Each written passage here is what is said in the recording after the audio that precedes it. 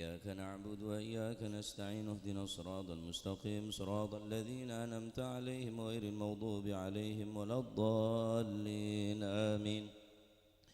بسم الله الرحمن الرحيم. إذا وقعت الواقعة ليس لوقعتها كاذبة خافضة رافعة إذا رجت الأرض رجا وبست الجبال بسا فكانت هباء منبثا وكنتم أزواجا ثلاثة فأصحاب الميمنة ما أصحاب الميمنة أصحاب المشأمة ما أصحاب المشأمة والسابقون السابقون أولئك المقربون في جنات النعيم ثلة من الأولين وقليل من الآخرين على سرر موضونة متكئين عليها متقابلين يطوف عليهم ولدان مخلدون بأكواب وبارك وكأس من معين لا يصدعون عنها ولا ينزفون وفاكهة مما يتخيرون ولحم طير مما يشتهون وحور عين كأمثال اللؤلؤ المكنون جزاء بما كانوا يعملون لا يسمعون فيها لغوا ولا تأثيما إلا قيلا سلاما سلاما وأصحاب اليمين ما أصحاب اليمين في سدر محضود وطلح منضود وظل ممدود وماء مسكوب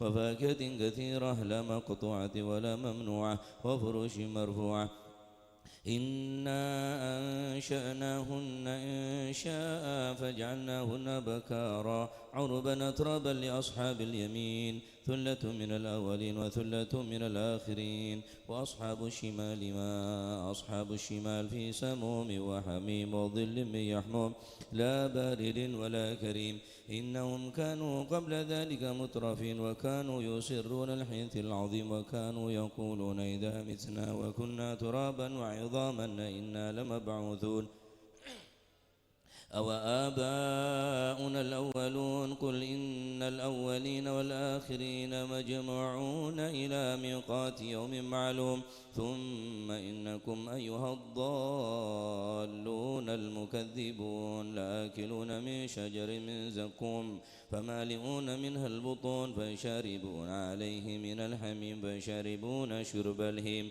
هذا نزلهم يوم الدين نحن خلقناكم فلولا تصدقون أفرأيتم ما تمنون أنتم تخلقونه أم نحن الخالقون نحن قدرنا بينكم الموت وما نحن مسبوقين على أن نبدل أمثالكم وننشأكم فيما لا تعلمون ولقد علمتم النشأة الأولى فلولا تذكرون أفرأيتم ما تحرثون أنتم تزرعونه أم نحن الزارعون لو نشاء لجعلناه حطاما فظلتم تفكهون إنا لمغرمون بل نحن محرومون أفرأيتم الماء الذي تشربون أنتم أنزلتموه من المزن أم نحن المنزلون لو نشاء جعلناه أجاجا فلولا تشكرون أفرأيتم النار التي تورون أنتم أنشأتم شجرتها أم نحن المنشئون نحن جعلناها تذكرة ومتاعا للمقوين فسبح باسم ربك العظيم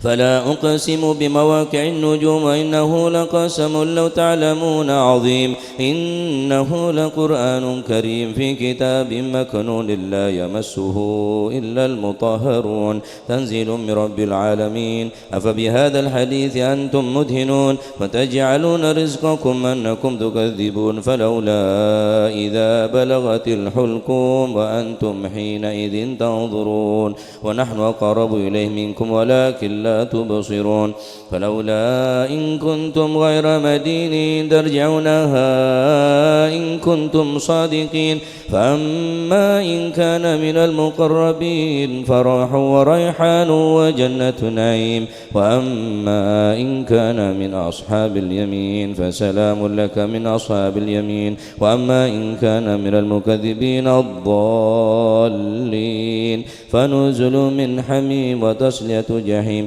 إن هذا له حق اليقين فسبح باسم ربك العظيم اللهم سن وجوهنا باليسار ولا توهنا بالإقتار فنسترزق طالب رزقك ونستعظم شرار خلقك ونشتغل بحمد من أعطانا ونمتلى بذنب من منعنا وأنت من وراء ذلك كله أهل العطاء والمن اللهم كما سنت وجوهنا عن السجود إلا لك فسنا للحاجة إلا إليك بجودك وكرمك وفضلك يا أرحم الراحمين يا أرحم الراحمين يا أرحم الراحمين أغننا بفضلك عمن سواك وصلى الله على سيدنا محمد الحمد لله رب العالمين. الفاتحة على من أسلفنا الصالحون وعلى من حبيبنا الهبشي أن الله يغفر ذنوبنا ويستر عيوبنا ويشفي أمراضنا ويقضي حاجاتنا وحاجات المسلمين أجمعين أن الله يسر كل أمورنا أمور الدنيا والآخرة إلى حضرة النبي محمد صلى الله عليه وسلم بسر الفاتحة.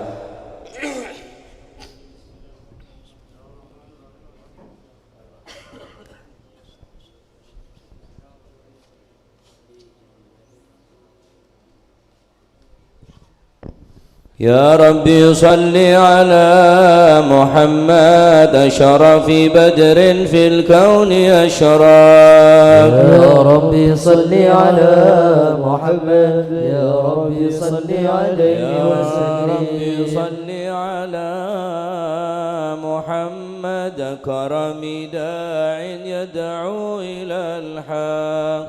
يا ربي صل على محمد يا ربي صل عليه وسلم. يا ربي صل على محمد المصطفى الصادق المصدق. يا ربي صل على محمد يا ربي صل عليه وسلم. يا ربي صل على محمد أحلى الورى منطقا وصدا. يا ربي صل على محمد يا ربي صل عليه وسلم. يا ربي صل على محمد أفضل من بالتقى تحقا. يا ربي صل على محمد يا ربي صل عليه وسلم. يا ربي صل على محمد واجمع من الشمل ما تفرق. يا ربي صل على محمد يا ربي صل عليه يا ربي صل على محمد وصله وسهل ما قد تعوض. يا ربي صل على محمد يا ربي صل عليه وسلم. يا ربي صل على محمد وافتح من الخير كل مغلاق. يا ربي صل على محمد يا ربي صل عليه وسلم. يا ربي صل على محمد وآله ومن بالنبي تعالى. يا ربي صل على محمد يا ربي صل عليه وسلم. يا ربي صل على محمد وآله ومن للحبيب عشا. يا ربي صل على محمد يا ربي صل عليه وسلم. يا ربي صل على محمد ومن بحبل النبي توثى. يا ربي صل على محمد يا ربي صل عليه وسلم. يا ربي صل على محمد يا ربي صل عليه وسلم. يا ربي صل على محمد يا ربي صل عليه وسلم. اللهم صل وسلم وبارك عليه. أعوذ بالله من الشيطان الرجيم. بسم الله الرحمن الرحيم. إنا فتحنا لك فتحا مبينا ليغفر لك الله ما تقدم من ذنبك وما تأخر ويتم نعمته عليك ويهديك صراطا مستقيما وينصرك الله نصرا عزيزا. لقد جاءكم رسول من أنفسكم عزيز عليه ما عنتم حريص عليكم بالمؤمنين رؤوف رحيم. فإن تولوا فقل حسبي الله حسبي الله لا إله إلا هو عليه توكلت وهو رب العرش العظيم يا عظيم إن الله وملائكته يصلون على النبي يا أيها الذين آمنوا صلوا عليه وسلموا تسليما اللهم صل وسلم وبارك عليه. السلام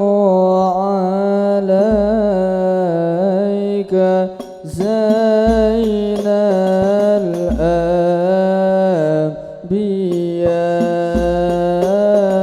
الأنبياء السلام عليك السلام عليك زين الأنبياء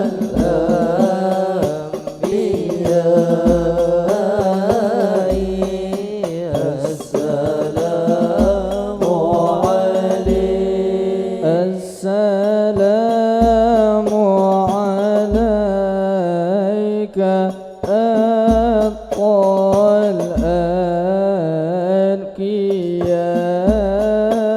الأنبياء السلام عليك السلام عليك زين الأنبياء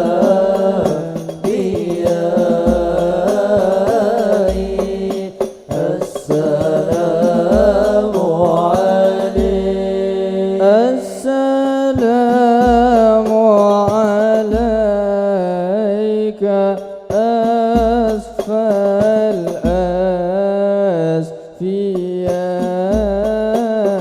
الأسفياء السلام عليك السلام عليك زين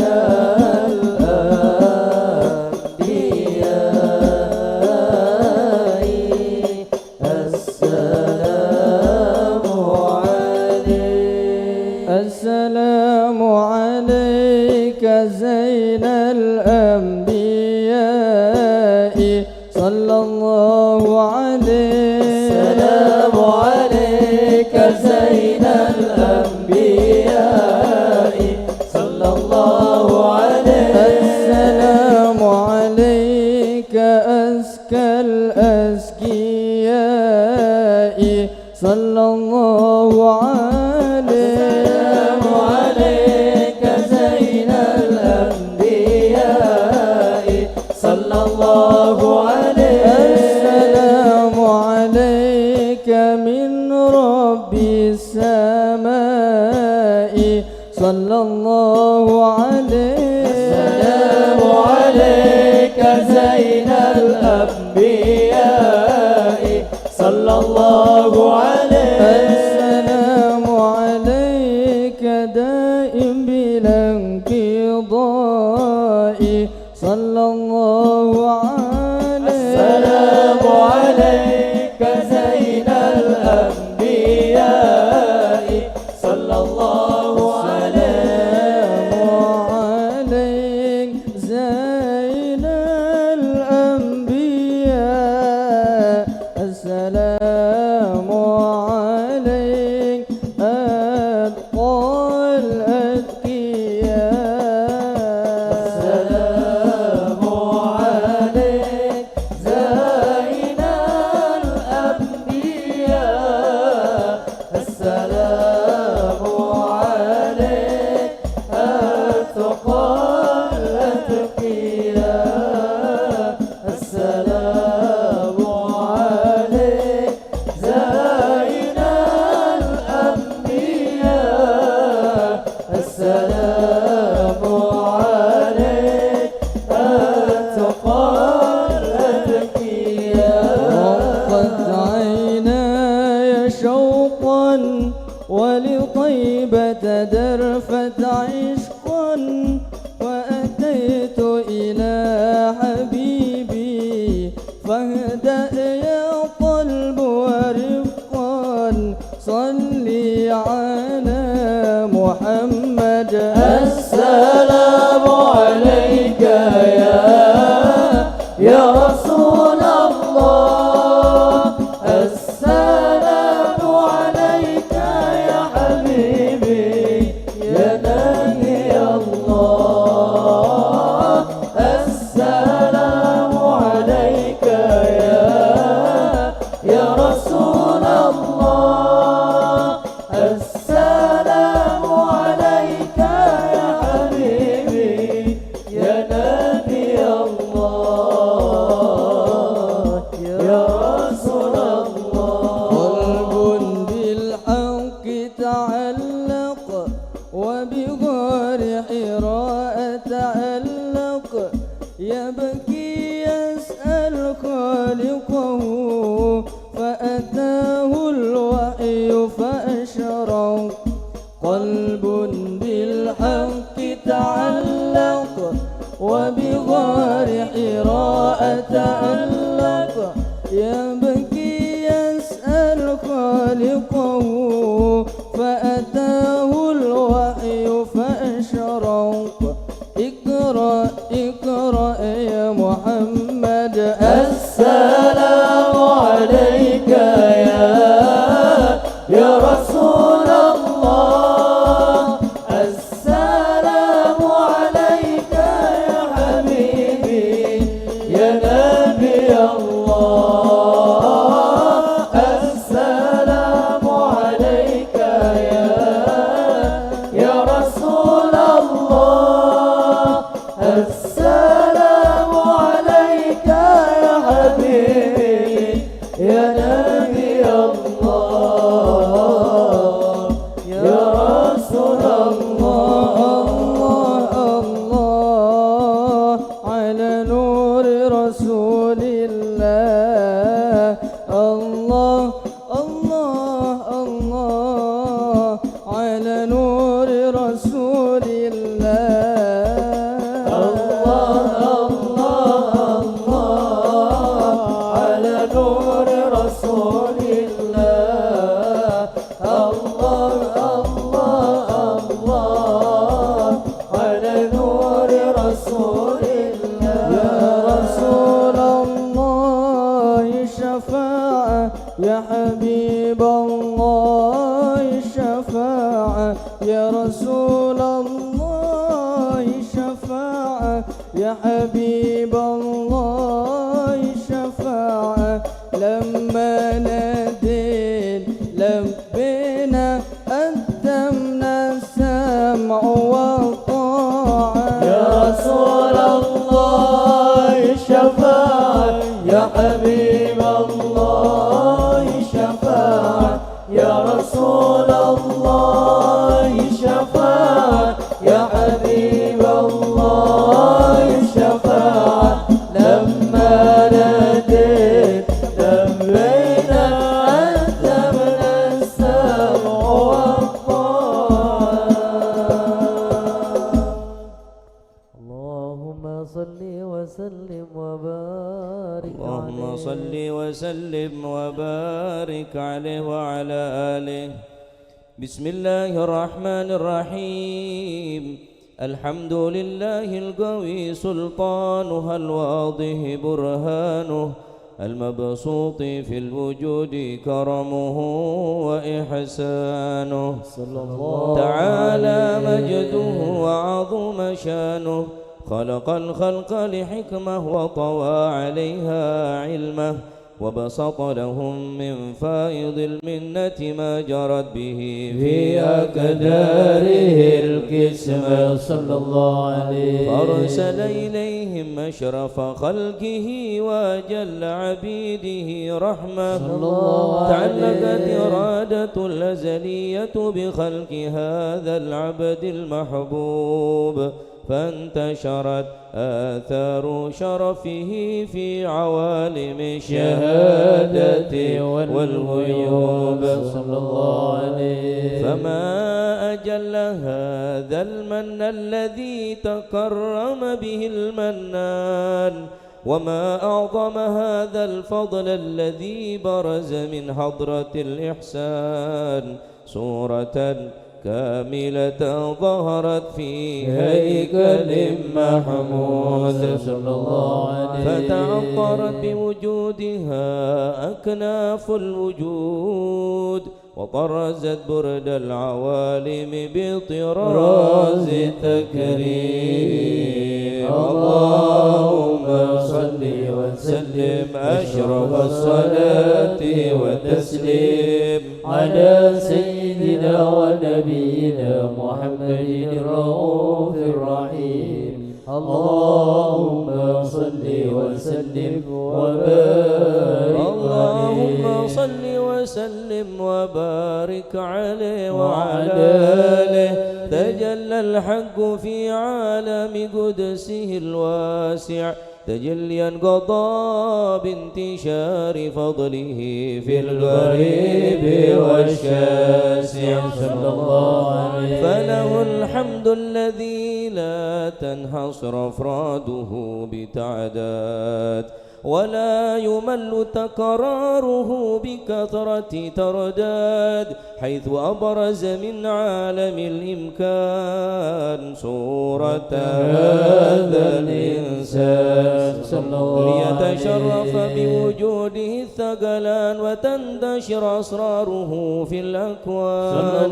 فما من سر اتصل به قلب منيب إلا من سوابغ فضل الله على هذا الحبيب صلى الله عليه. يا لقلب سروره قد توالى بحبيب عم الأنام نوالا، جل من شرف الوجود بنور غمر الكون بهجة وجمالا صلى الله عليه. قد ترقى في الحسن على مقام وتناهى في مجده وتعالى، لحظت العيون فيما اجتلته بشرا كاملا يزيغ الضلال صلى الله عليه. وهو من فوق علم ما قطرة رفعة في شؤونه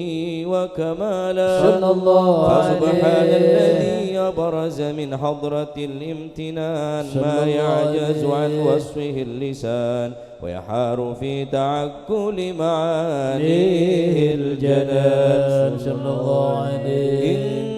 انتشر منه في عالم البطون والظهور ما ملأ الوجود الخلقي نور، فتبارك الله من إله كريم بشرتنا آياته في الذكر الحكيم ببشارة. لقد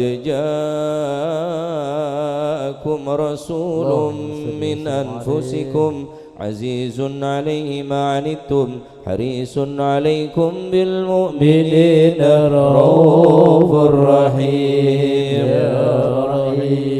فمن فاجأته هذه البشارة وتلقاها بقلب سليم فقد هدي إلى صراط مستقيم. اللهم صل وسلم أشرف الصلاة والتسليم على سيدنا ونبينا محمد الرؤوف الرحيم. اللهم صل وسلم وبارك عليه. اللهم صل وسلم وبارك عليه.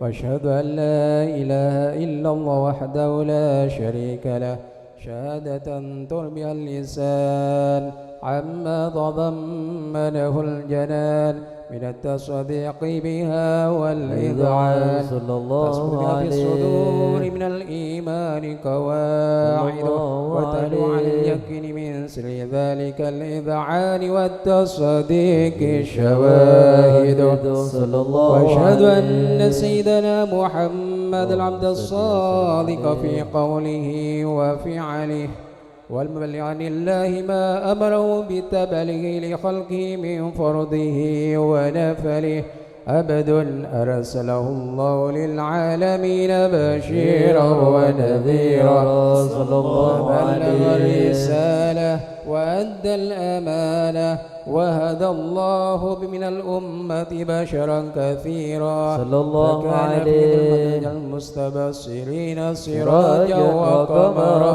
منيرا صلى الله فما أعظمها منة تكرم الله بها على البشر وما أوساها من نعمة إن تصل سرها في البحر والبر اللهم صل وسلم بأجل الصلوات وجمعها وأزكى التحيات ووسعها على هذا العبد الذي وفى بحق العبودية صلى الله وابرز فيها في خلة الكمال وقام بحق الربوبية في مواتن الخدمة لله وأقبل عليه غاية الإقبال صلى الله عليه يتسبح روح المصلي عليه به فينبسط في قلب نور سر تعلقه به وهبه ويكتب بها بعناية الله في حسبه وعلى آله وصحبه الذين ارتقوا سهوة المجد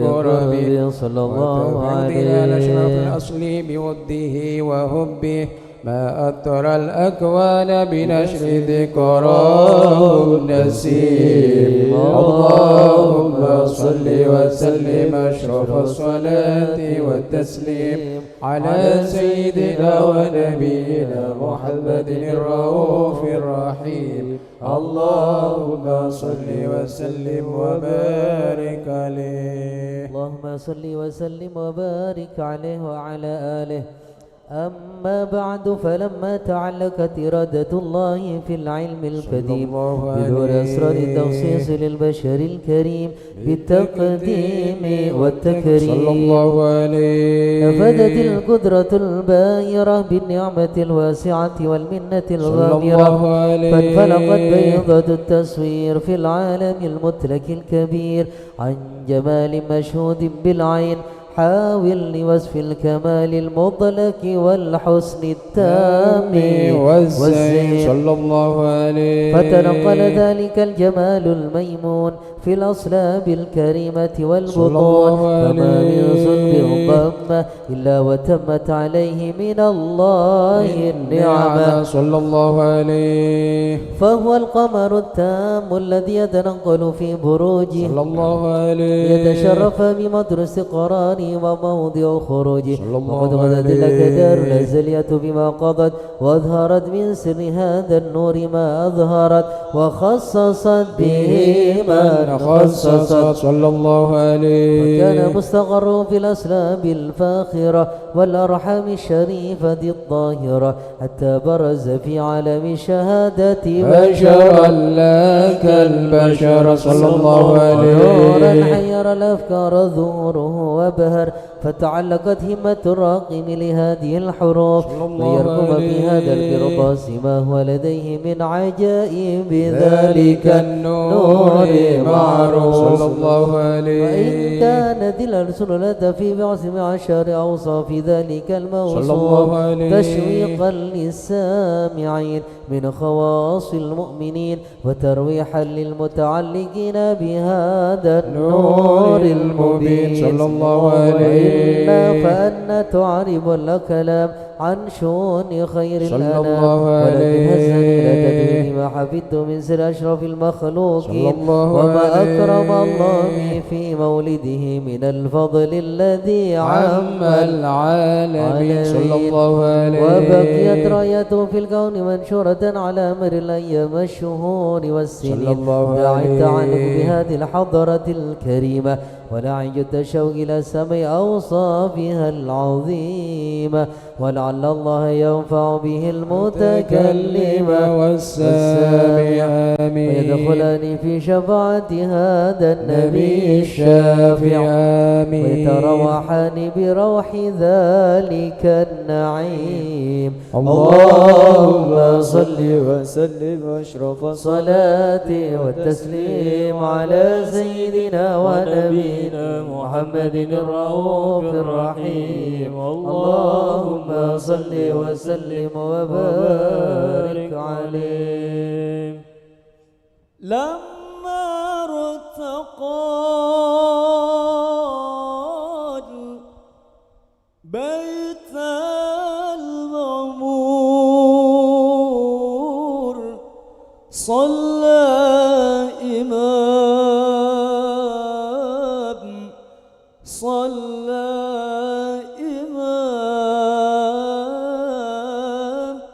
لما ارتقى بيت المعمور صلى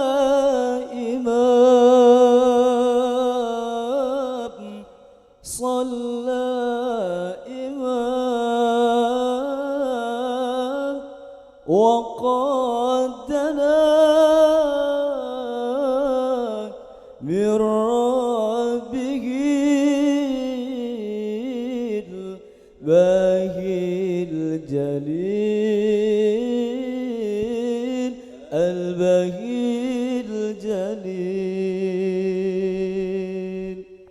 ربي خلق طه من نور فيه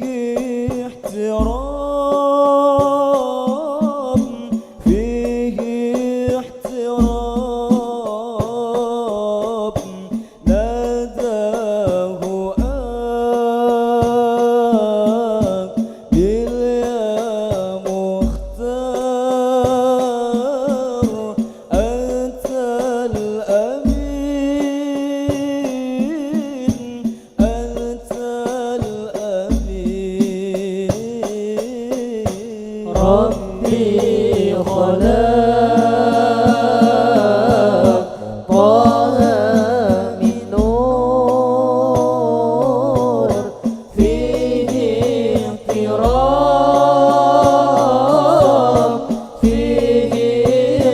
احترام ناداه باليا مختار أنت الأمين أنت الأمين. لما ارتقى بيت المعمور صلى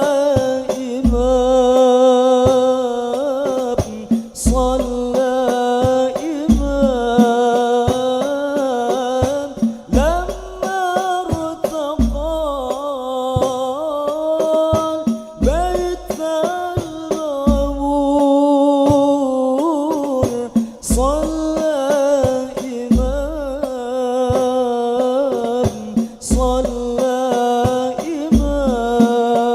إمام وقد دنا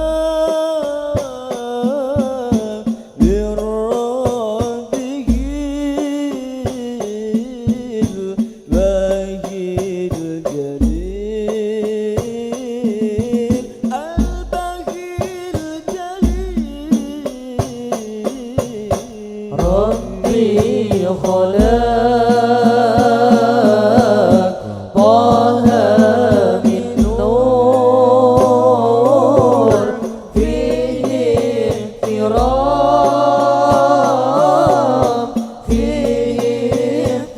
احترام ناداه باليا مختار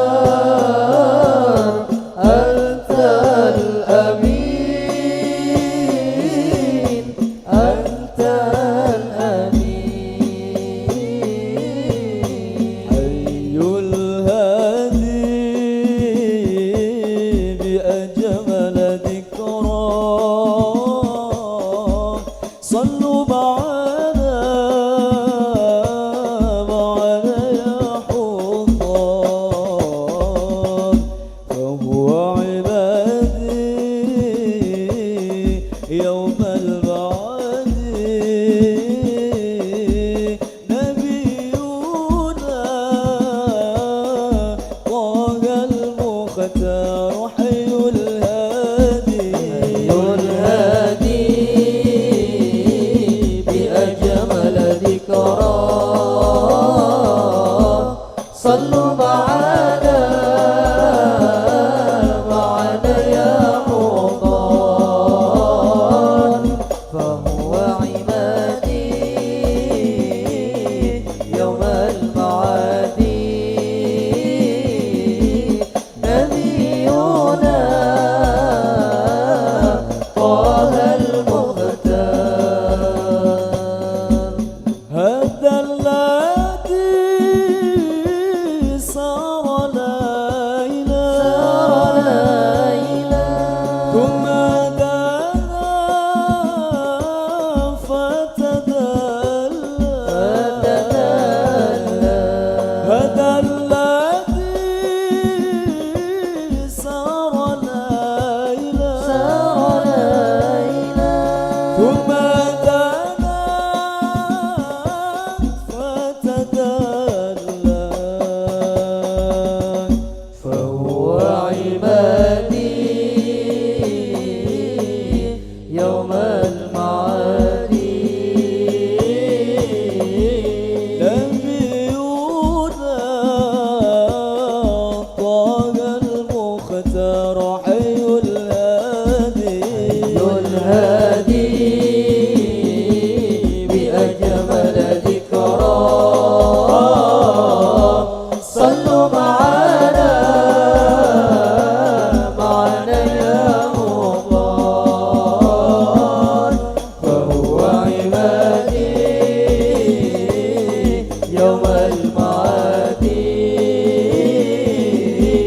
نبينا طه المختار على العرش رب الجابي وكلمه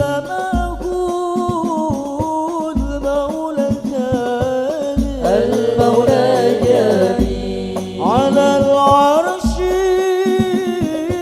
رب الجابي وكلمه المولى الجابي فهو عبادي يوم المعاد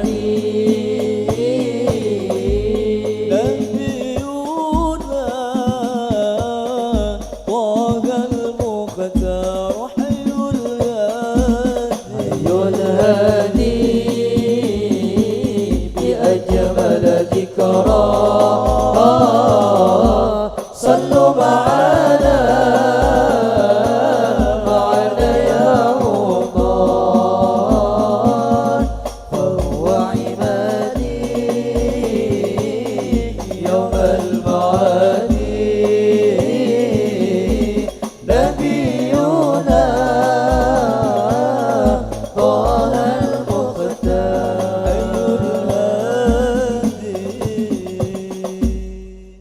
اللهم صل وسلم وبارك عليه اللهم صل وسلم وبارك عليه وعلى آله وقد آن للقلم يخض ما حركته فيه الأنامل مما استفاده الفهم من صفات هذا العبد المحبوب الكامل صلى الله عليه وشمائل التي يحسن الشمائل وهنا حسن أن نثبت ما بلغ إلينا في شأن هذا الحبيب من أخبار وآثار صلى الله عليه ليتشرف بكتابة القلم والقرطاس وتتنزه في حدائق الأسماء والأبصار وقد بلغنا في الأحاديث المشهورة أن أول شيء خلقه الله والنور المودع في هذه السورة فنور هذا الحبيب أول مخلوق برز في العالم ومنه تفرع الوجود خلقا بعد خلق فيما حدث وما تقادم صلى الله عليه. وقد أخرج عبد الرزاق بسنده عن جابر بن عبد الله الأنصاري رضي الله عنهما قال قلت يا رسول الله بأبي وأمي أخبرني عن أول شيء خلقه الله قبل الأشياء.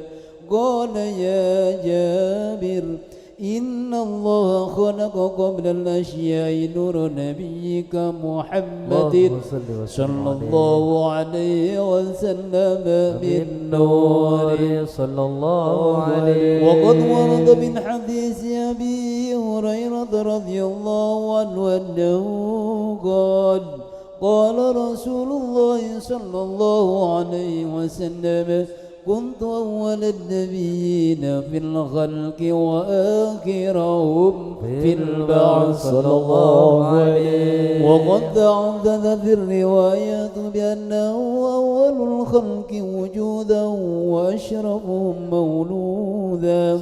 ولما كانت السعادة الأبدية لا ملاحظة خفية اختصت من شاءت من البرية بكمال الخصوصية صلى الله عليه. فاستوضع هذا النور المبين أصلاب وبطون ما شرفت من العالمين.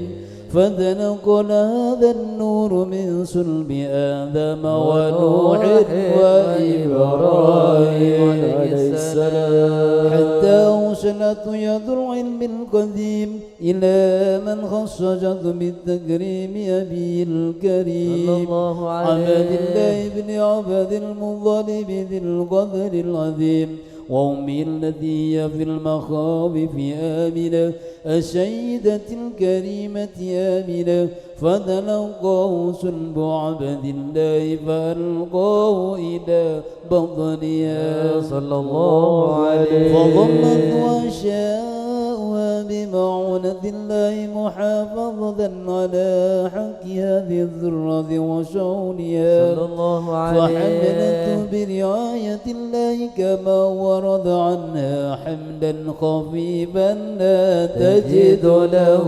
ثقلا صلى الله عليه. نشكر ونما ولا عيننا حتى مر الشهر بعد الشهر من حمله وغرب وغبر إلى عالم الشهادة لتنبسط على هذا العالم فيوضات فضله وتنتشر في آثار مجد الصميم. اللهم صل وسلم أشرف الصلاة والتسليم على سيدنا ونبينا محمد الرؤوف الرحيم. اللهم صل وسلم وبارك عليه. اللهم صل وسلم وبارك عليه.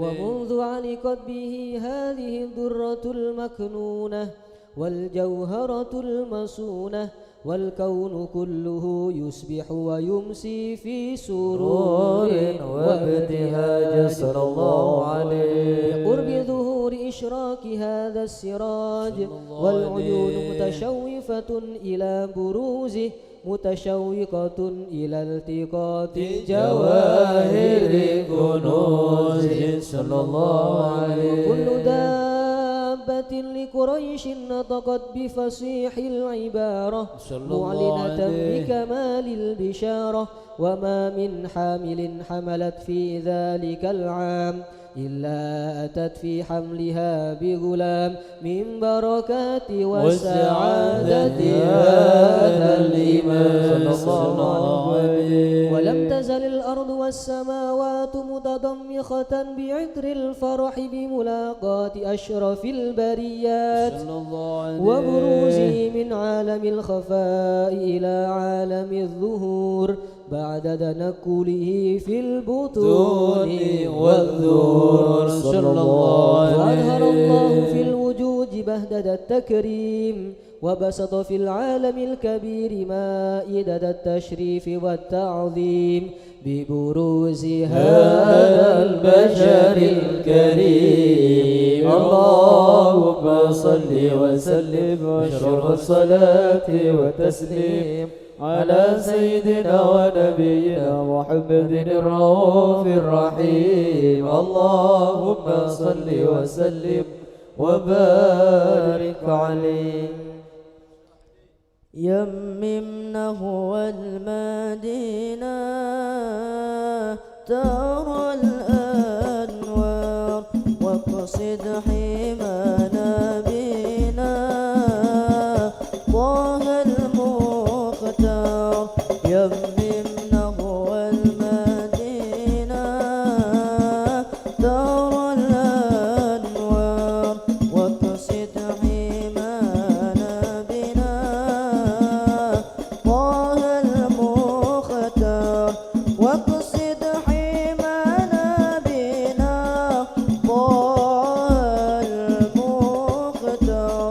طه المختار.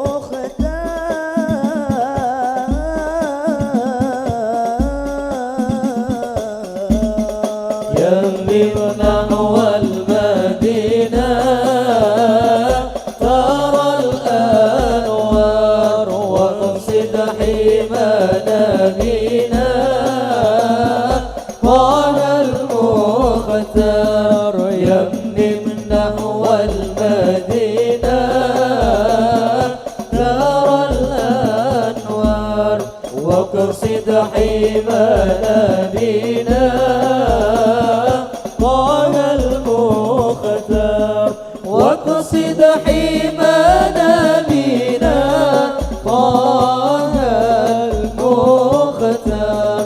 طه المختار.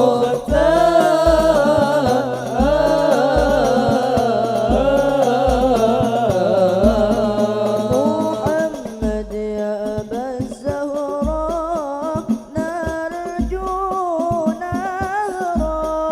محمد يا أبا الزهراء نرجو نظرا. أرى الكبة الحضراء ليلا ونهارا. ليلا ونهارا. يممنه والمدينة ترى الأنوار واقصد حمانا بنا طه المختار. يممنه والمدينة ترى الأنوار واقصد حمانا بنا طه المختار. واقصد حمانا بنا طه المختار. طه المختار.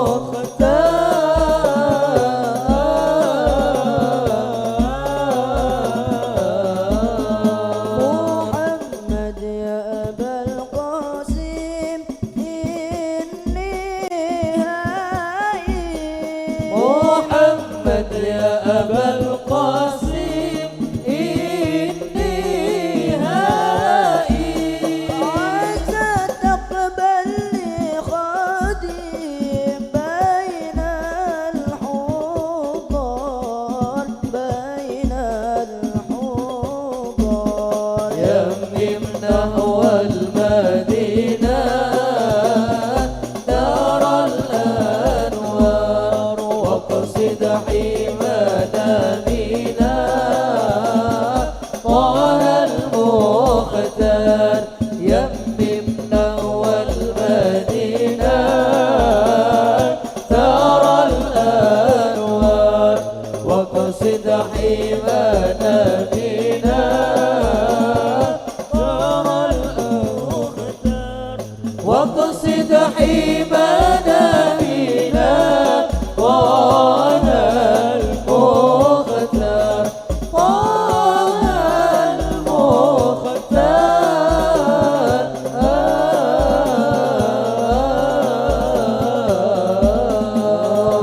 الله الله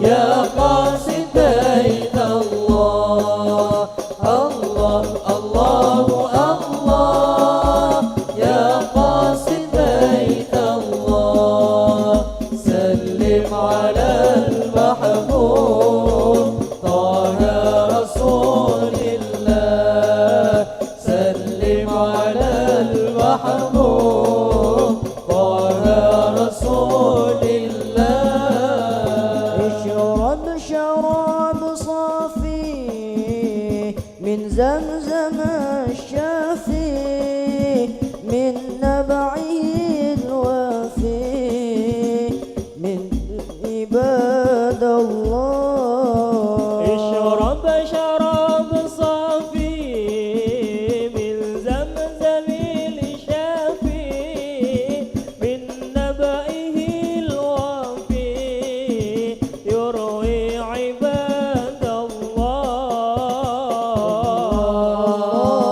الله يا قاصد بيت الله الله الله الله يا قاصد بيت الله سلم على المحبوب طه رسول الله سلم على المحبوب طه رسول الله للحمى الحضراء لطيبة الغراء نادي أبا زهراء أدرك بحق الله من حمى الحضراء لطيبة الغراء نادي أبا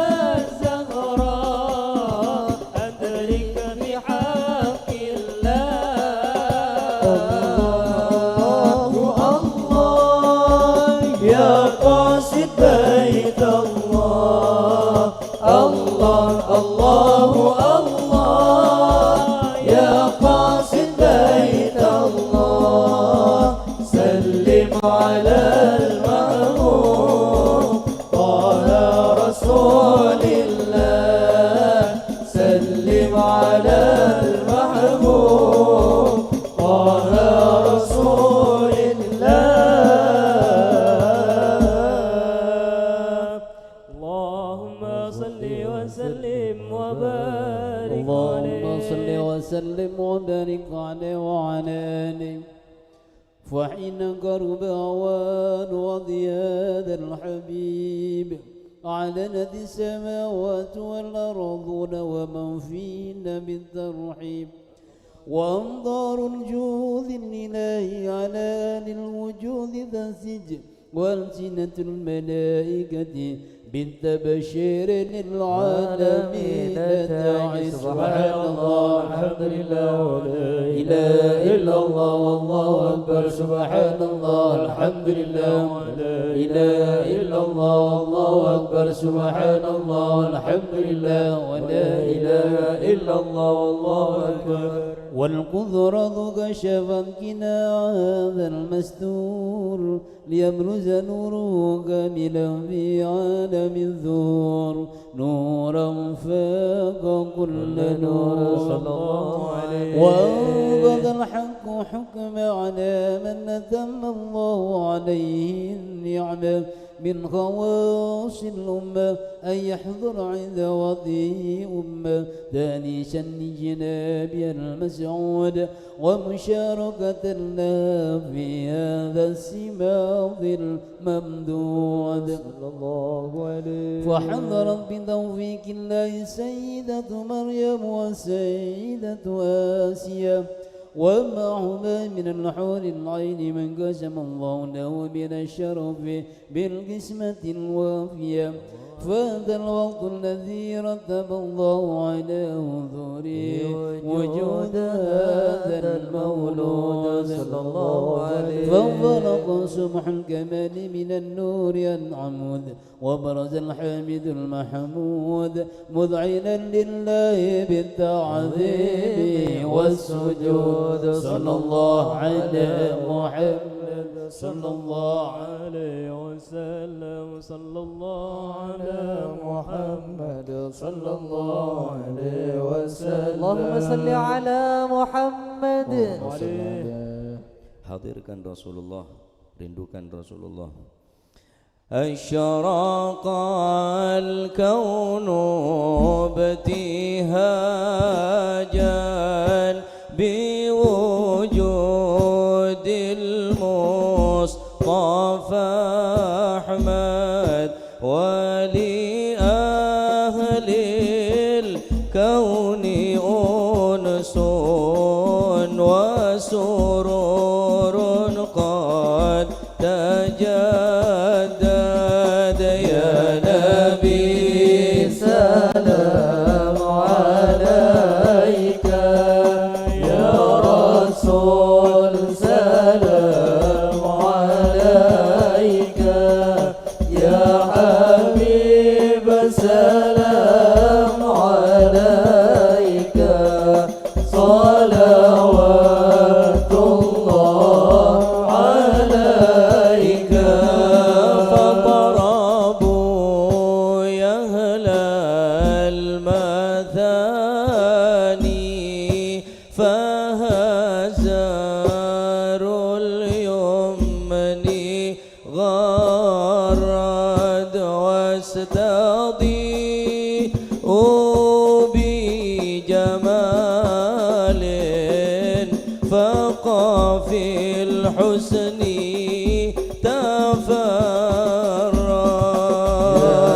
صلى الله عليه سلام عليك يا رسول سلام عليك يا حبيب سلام عليك صلوات الله عليك ولنا البشرى بسعد مستمر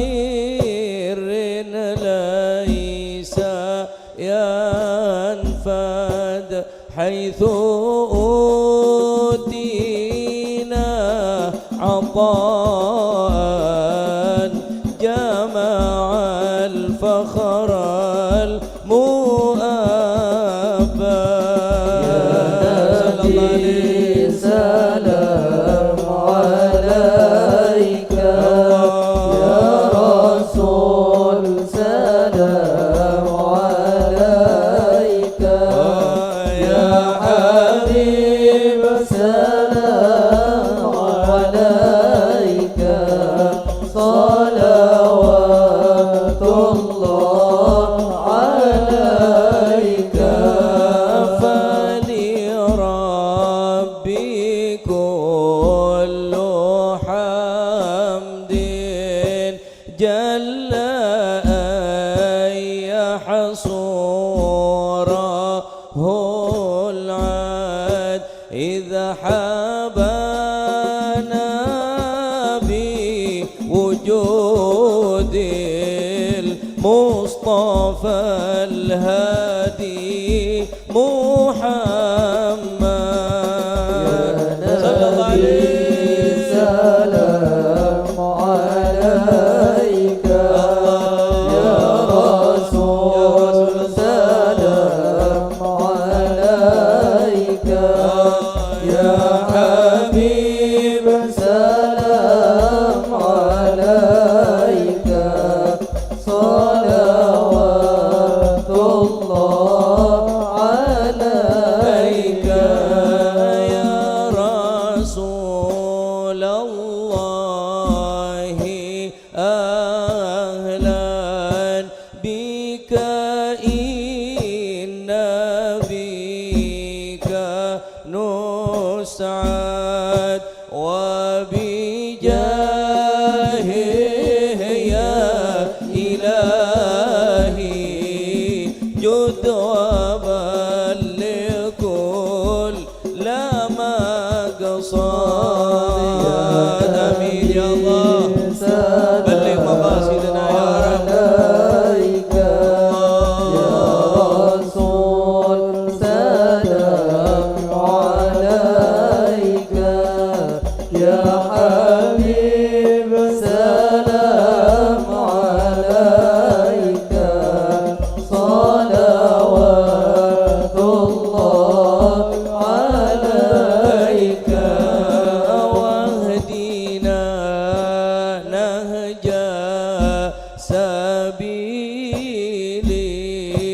كي به نسعد ونرشد ربي بلغنا بجاهه في جوار خير مكان يا الله آمين يا الله عليك يا رسول سلام عليك يا حبيب سلام عليك صلوات الله عليك وصلاة الله تغشى أشرف الرسل محمد وسلام مستمر كل حين يتجدد طلع البدر علينا من ثنيات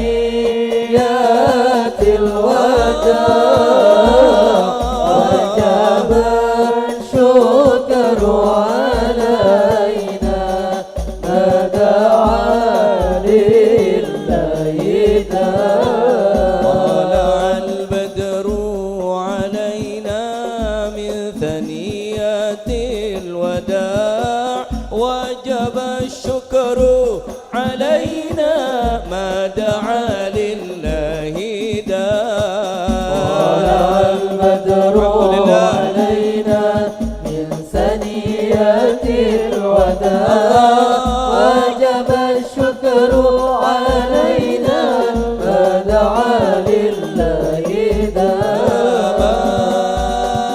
مرحبا يا مرحبا يا نور العين مرحبا جد الحسين مرحبا مرحبا مرحبا يا مرحبا يا نور العين مرحبا جد الحسين مرحبا مرحبا واكرمي الأرواح منا واكرمي الأرواح منا بلقاء خير الأنام مرحبا مرحبا يا مرحبا يا نور العين مرحبا جد الحسين مرحبا مرحبا على محمد صلى الله عليه وسلم صلى الله على محمد يا ربي صلي وسلم يا نبي سلام عليك يا رسول سلام عليك يا حبيب سلام عليك صلوات الله عليك اللهم صل على محمد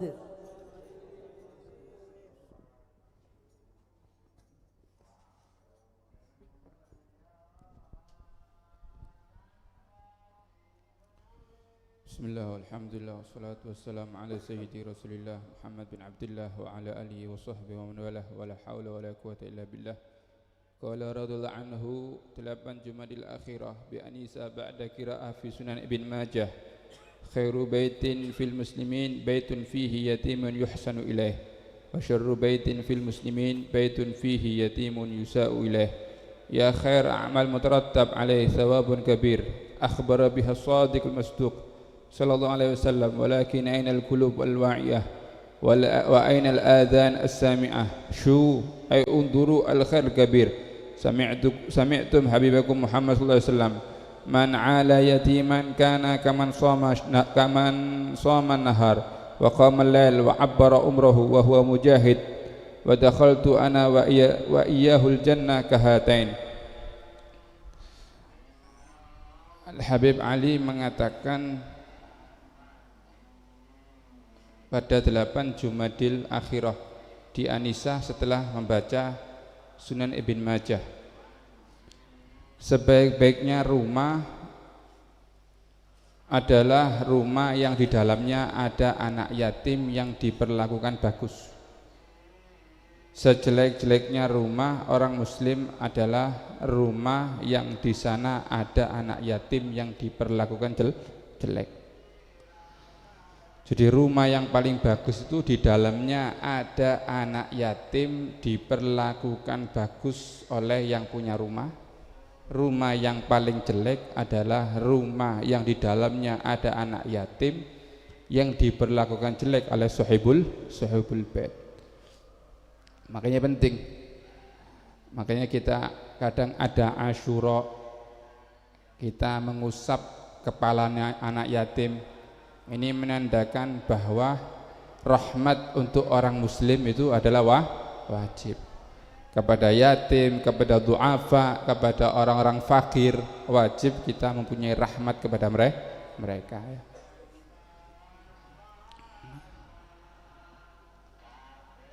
Alangkah besarnya amal-amal ini, sangat besar amal-amal yang besar ini, sebagaimana Rasulullah SAW bersabda di dalam hadisnya, barang siapa yang ngerumat anak yatim,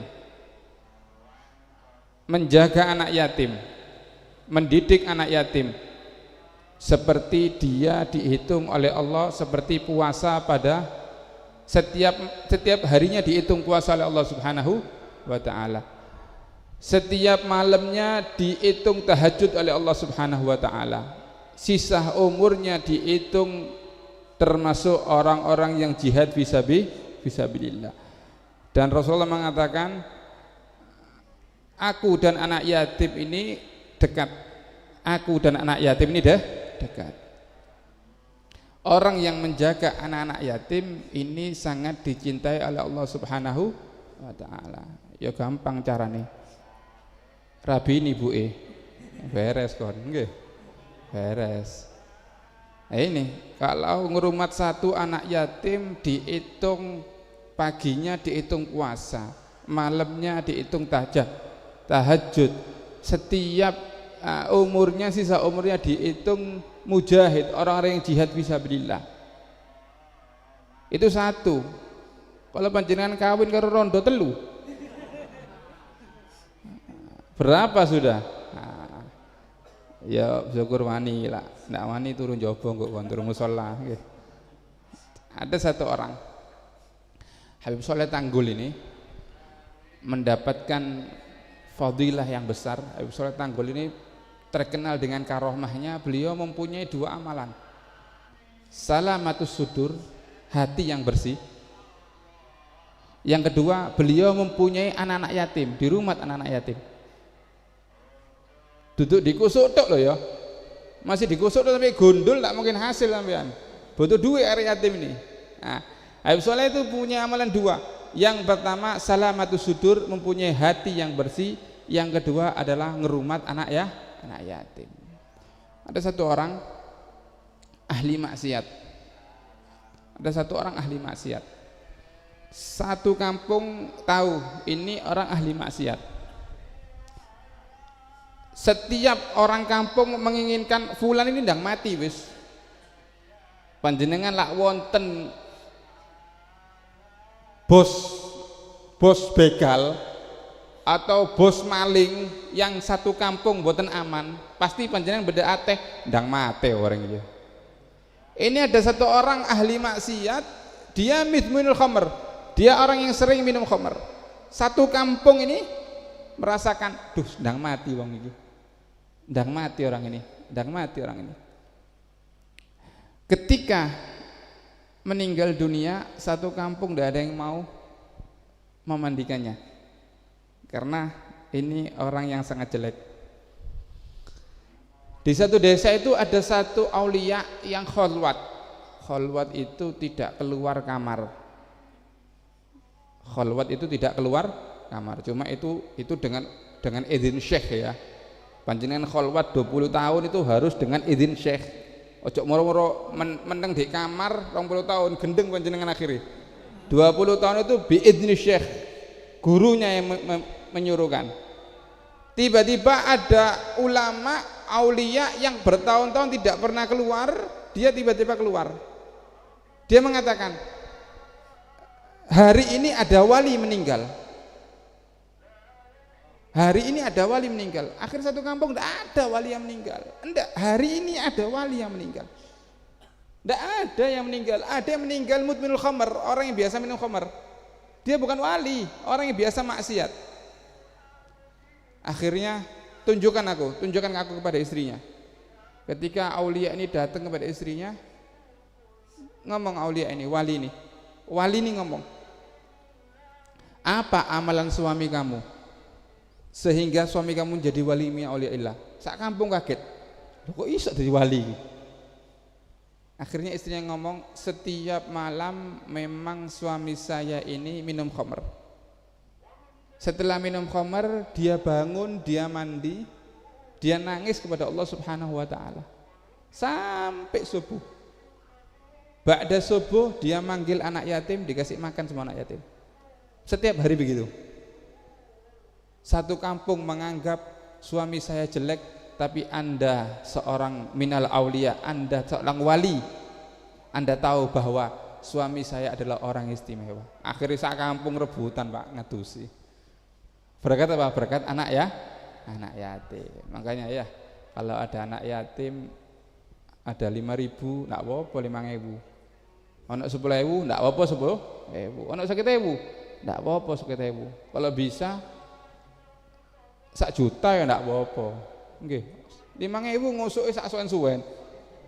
Ya kesel ndase sampai ngeluh ndase anak yatim pancet. Nah, mudah-mudahan barokah ya. Amin Allahumma amin. Mudah-mudahan kita termasuk minas solihin, amin Allahumma amin. Mudah-mudahan kita termasuk orang-orang yang dikumpulkan bersama Rasulullah SAW. Mudah-mudahan kita termasuk orang yang di hatinya Kanjeng Nabi Muhammad SAW.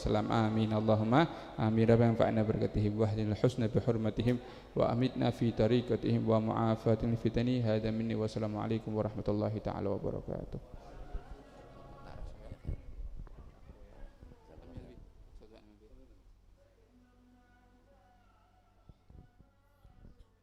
Masih ada waktu sebentar. Taib. Dikatakan oleh seorang penyair, laisal yatimu alladzi qad mata waliduhu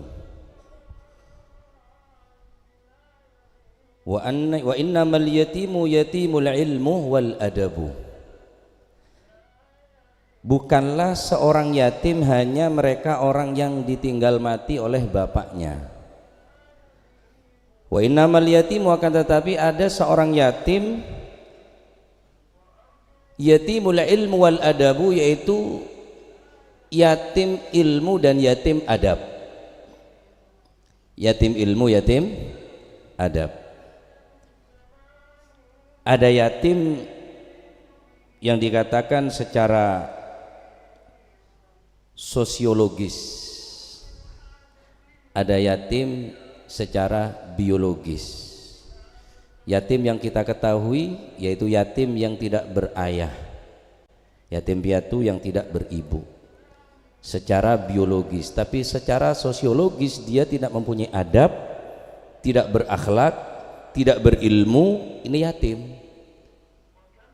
Tapi yatim yang kedua ini, sosiologis ini, yatim yang tidak perlu kita santuni, tapi yatim kita keprui. Man tarokal adab wajib alaihi santab.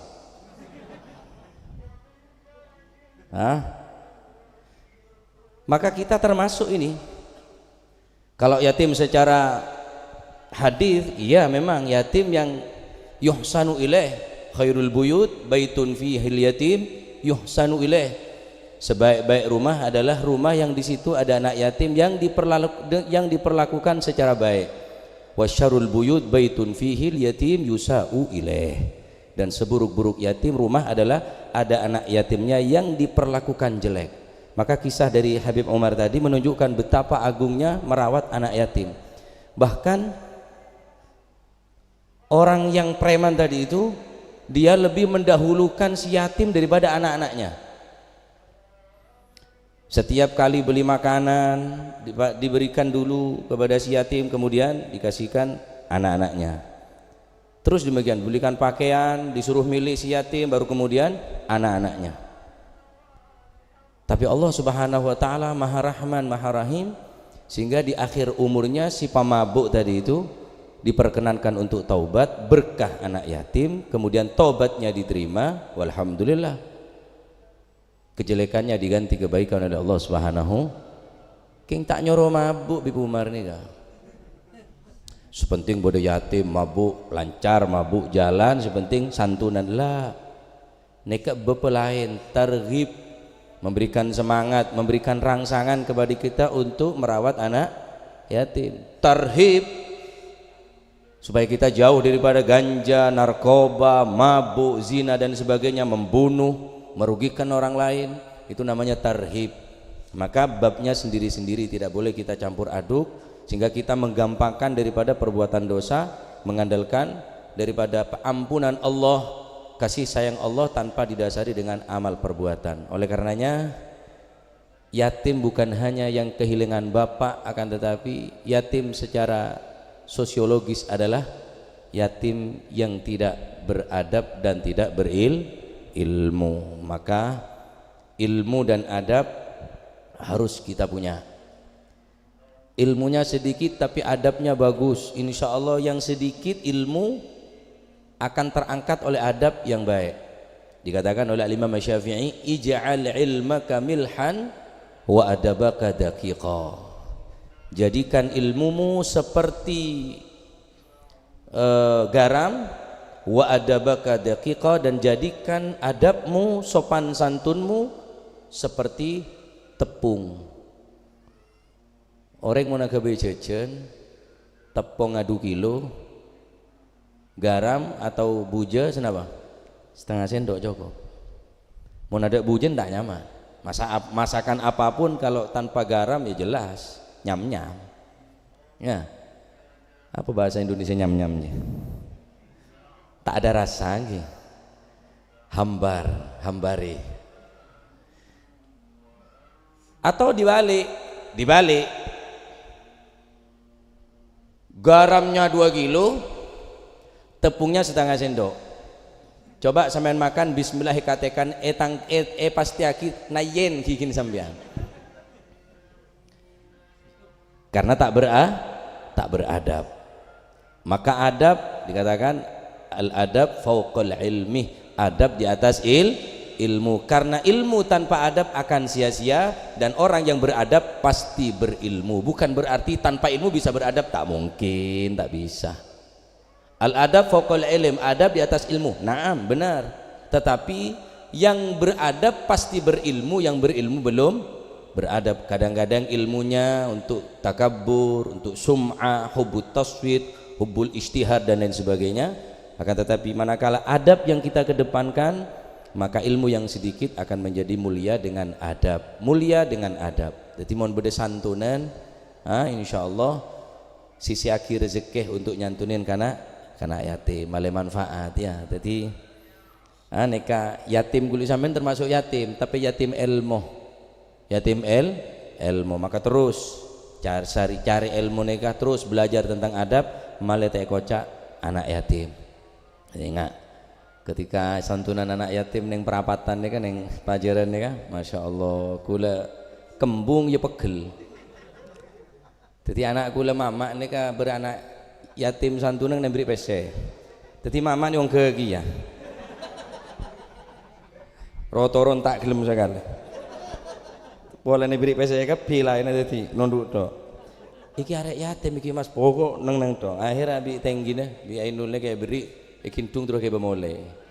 Tak tahu cek je khusus anak yatim. Tetapi boleh ne pantu mesen noro ongke ki anak gue ni. Ya noron ke sama tak noron ke korbiner ya. Politik berarti. Ya. Insyaallah. Nah, bentar mau kita ilmu semanfaat ya. Jadi adab secara sosiologis, beda adab secara biologis. Mon secara biologis tak punya ayah, tak punya ibu. Secara sosiologis adalah orang yang tidak beradab dan tidak berilmu. Lah ini kan masuk kapi nih kah? Nah, masuk kapi. Nah, bentar mau kita ilmu semanfaat barokah. Bentar mau ke insyaallah tambahan ilmu semanfaat barokah paring na orang-orang sebisa nonton adab, sebisa paring ilmu adab. Amin Allahumma amin. Wassallallahu alaihi wasallam Muhammad alhamdulillah rabbil alamin. Bismillahirrahmanirrahim. Alhamdulillahi rabbil alamin hamdan yuwafi ni'amahu yukafi mazidah. Ya Rabbana lakal hamdu kama yanbaghi li jalali wajhika wa 'azimi sultanika. Allahumma shalli wa sallim ala sayyidina Muhammadin fil awwalin wal akhirin. وصلي وسلم على سيدنا محمد في كل وقت وحين وصلي وسلم على سيدنا محمد في الملأ الأعلى إلى يوم الدين وصلي وسلم على سيدنا محمد وعلى آله وصحبه أجمعين. ولما نظم الفكر من ضروري الأوصاف المحمدية وقودا توجهت إلى الله متوسلا بسيدي وحبيبي محمد صلى الله عليه وسلم أن يجعل سعي فيه مشكورا وفعلي فيه محمودا وأن يكتب عملي في العمل المقبول وتوجهي في التوجهات الخالصة والصلات الموصولة. اللهم يا من إليه تتوجه الآمال فتعود ظافرة وعلى باب عزته تحط الرحال فتغشاها منه الفيوضات الغامرة. نتوجه إليك بأشرف الوسائل لديك سيد المرسلين عبدك الصادق الأمين سيدنا محمد الذي عمت رسالته العالمين أن تصلي وتسلم على تلك الذات الكاملة مستودع أمانتك وحفيظ سرك وحامل راية دعوتك الشاملة الأب الأكبر المحبوب لك والمخصص بالشرف الأفخر في كل موطن من مواطن الكرب ومظهر قاسم إمدادك في عبادك وساك كؤوس إرشادك لأهل بدادك سيد الكونين وأشرف الثقلين العبد المحبوب الخالص المخصوص منك بأجل الخصائص.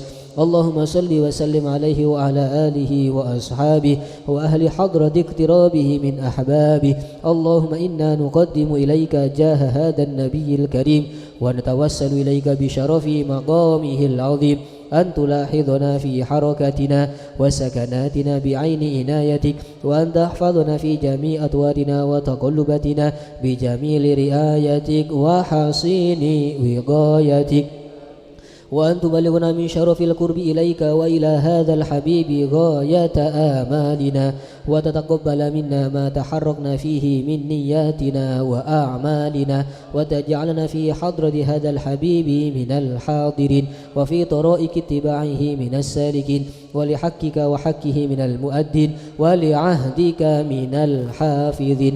اللهم إن لنا أطماعا في رحمتك الخاصة فلا تحرمنا وظنونا جميلة هي وسيلتنا إليك فلا تخيبنا. آمنا بك وبرسولك وما جاء به من الدين وتوجهنا به إليك مستشفئين أن تقابل المذنب منا بالغفران والمسيء بالإحسان والسائل بما سأل والمؤمل بما أمل وأن تجعلنا ممن نصر هذا الحبيب ووازره وواله وظاهره وعم ببركاته وشريف وجهاته أولادنا ووالدينا وأهل قطرنا ووادينا وجميع المسلمين والمسلمات والمؤمنين والمؤمنات في جميع الجهات وأدم راية الدين القويم في جميع الأقدار منشورة ومعالم الإسلام والإيمان بأهلها معمورة معنى وسورة واكشف اللهم كربة المكروبين